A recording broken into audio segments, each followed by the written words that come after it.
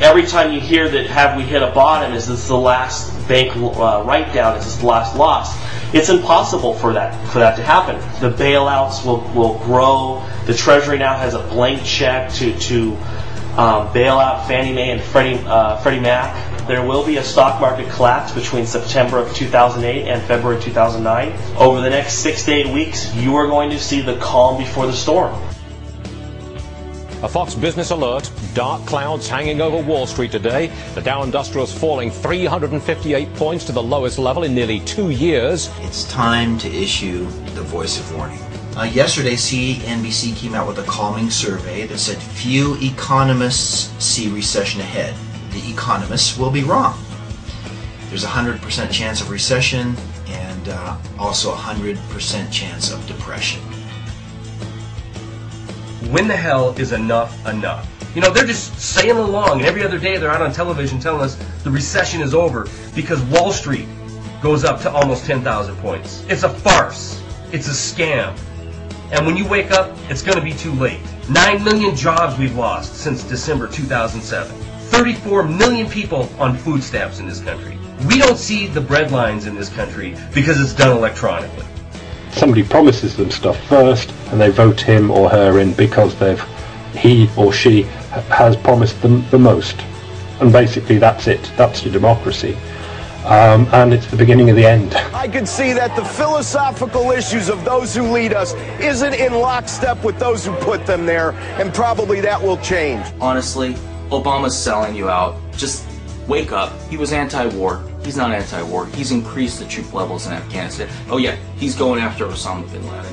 Yeah, tell that to yourself in your dreams. He didn't repeal the Patriot Act. Obama is Bush #2. But it's not just going to be Obama's Vietnam, it's going to be our Vietnam. Because without getting our military spending on further war making under control, this nation is not going to survive. I am so sick of people using race to defend this guy's actions. I am absolutely sick of it. Let me read more of what he said. Quote, "This is an inherent feeling among many in this country that an African American should not be president." Okay, let me tell you about an inherent feeling. I have an inherent feeling that former President Jimmy Carter is completely full of it, okay? I have an inherent feeling, and not just an inherent feeling, I have a belief that the president and people within this administration are not telling the truth, okay? They've lied consistently. For recovery to happen, humanity has to work together and find viable ways for an economic recovery, and this takes time. By continuing on with restoring debt and government stimulus with stuff like cash for clunkers, it's not going to work. The great game can continue only as long as deficit countries, currently the United States, Spain, Italy, France, Britain, Greece, and East Europe, are willing to bankrupt themselves buying Asian goods. Obviously, this is absurd. When our country walks away from borrowing the savings of other countries, I don't even want to think about what's going to happen then. They're going to have to devalue the dollar to make it easier to pay this debt back, which they're never going to be able to do. The dollar is going to have to be wiped out. You're dropping your debt just by devaluing the currency. And that's their master strategy.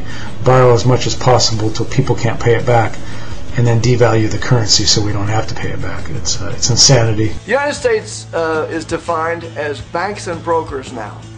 It's not defined as the people. It's defined as banks and brokers, be they foreign or domestic. The U.S. economy is defined as the banks having more of your money.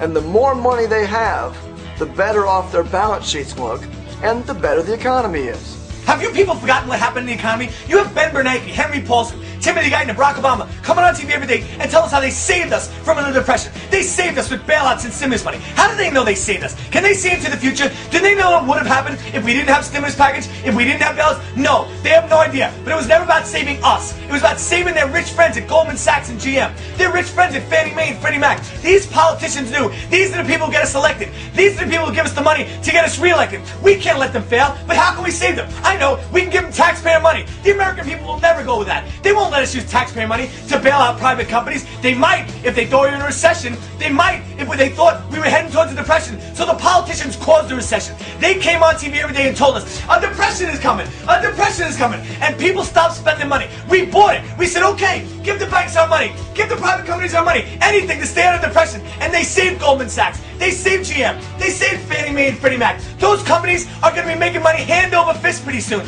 And the American taxpayer is going to be paying off that debt for 100 years or freaking more. And they have the audacity to come on TV and say they saved us? They saved us? Are you freaking kidding me? The government didn't save us. They screwed us. They freaking screwed us. Why do we have a Treasury Secretary who can't pay his taxes? Why do we have a member of House Ways and Means who can't pay his taxes? Why are these people still in Congress? Where are the cops? And more importantly, where are the citizens?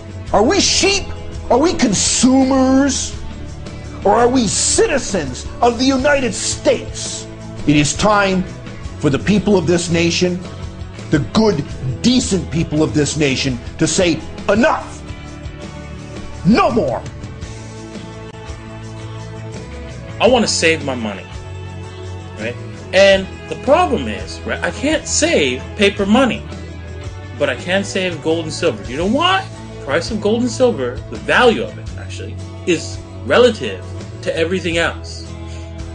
So that means that in the future, I'll be able to buy the same amount of bread with 1 ounce of silver or 1 ounce of gold. These Federal Reserve notes are just pieces of paper. People are losing confidence. It took $700, at least the futures market, $700 in December, 700 of these to buy an ounce of gold. And I predict it'll be $1,000, not before too long, to buy an ounce of gold. It's my firm belief, if you don't know already, is that one day silver will be worth more than gold simply because of supply and demand. Gold may double in price, it may triple. Silver can go literally to the moon. From a technical perspective, the recession is very likely over.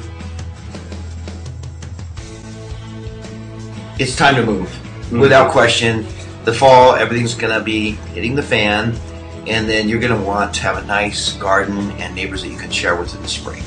And it'll be fun. If you don't, it won't be fun. The GDP fix is in, and of course, it's going to get negative again in the first quarter of 2010, but for now, the double dip recession fix is in, when in reality the real economy, the faces behind the numbers of the unemployed, is getting worse by the day. As far as shorting the market, yeah, this reality is going to set in pretty soon. You know, the banking stuff on the FDIC and all that stuff came out. But when the bank holiday happens, and I think there's a good chance something like that could happen in the next 90 days, this fall. But when that bank holiday happens, you watch what happens to the stock market.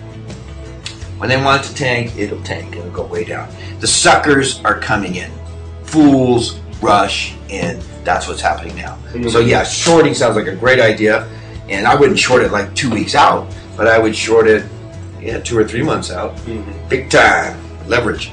And that's why you have people who look at the Elliott wave theory, as well as deflationists in general, looking at the real numbers and saying, wow, we're going to see an S&P 500 around 200. Now look, I've said 400. You know, I can't say I disagree with these guys that it's going to go a lot lower in the long term. I see within the next 6 months, I see the S&P cut more than half.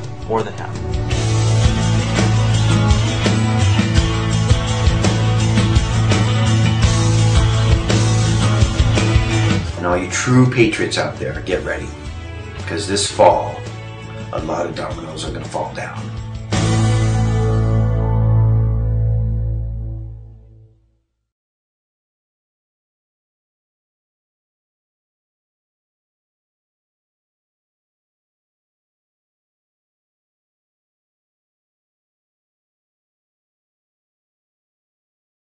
Peace, love, understanding, think about things. Don't believe everything you read.